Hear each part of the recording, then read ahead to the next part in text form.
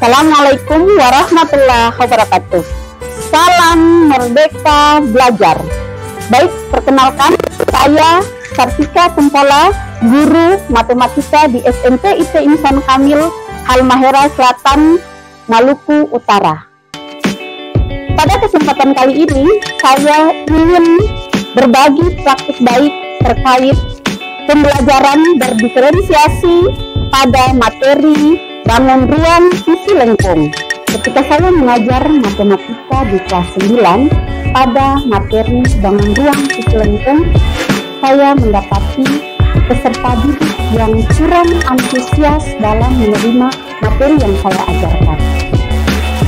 Dilihat dari adanya peserta didik yang ngobrol di belakang, ada beberapa peserta didik yang kemudian mengandarkan kepala di atas meja, dan ada peserta didik juga yang kemudian menggambar sesuatu yang tidak berkaitan dengan materi ajar saya.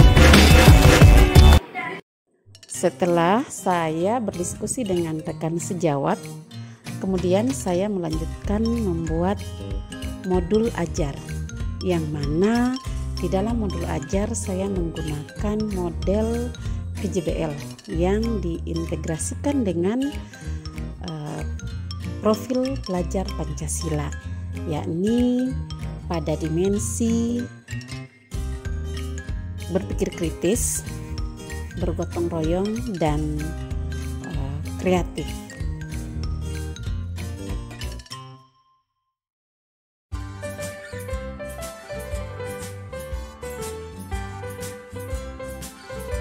Aksi yang saya lakukan di kelas dengan menggunakan model PJBL ini, yang pertama adalah penentuan pertanyaan mendasar. Pada tahap ini, saya menayangkan permasalahan dan pertanyaan pemantik yang terkait dengan bangun ruang sisi lengkung. Kemudian peserta didik diminta untuk dapat berdiskusi dalam kelompok yang telah terbentuk sebelumnya. Mereka menuangkan ide dari rancangan proyek bangun ruang sisi lengkung yang bermanfaat dalam kehidupan sehari-hari. Yang berikutnya, menyusun rencana proyek. Pada tahap ini, peserta didik akan membuat rancangan proyek yang berupa bentuk sketsa dari bangun, tabung, kerucut, dan bola yang mereka buat. Dari bangun tersebut, mereka dapat mengidentifikasi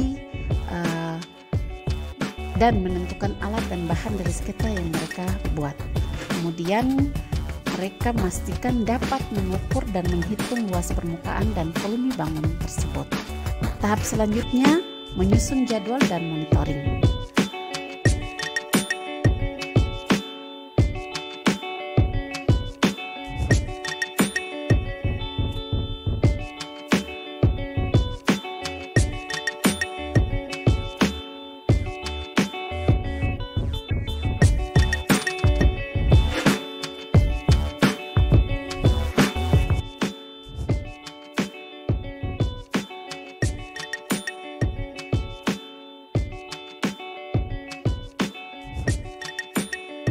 Dampak yang didapatkan dari aksi yang dilakukan, yakni pemilihan strategi pembelajaran yang tepat melalui model PJBL. Di sini, model PJBL dapat mengakomodir kebutuhan belajar peserta didik berupa kegiatan nyata yang mereka lakukan dalam pembelajaran di kelas selama proyek berlangsung.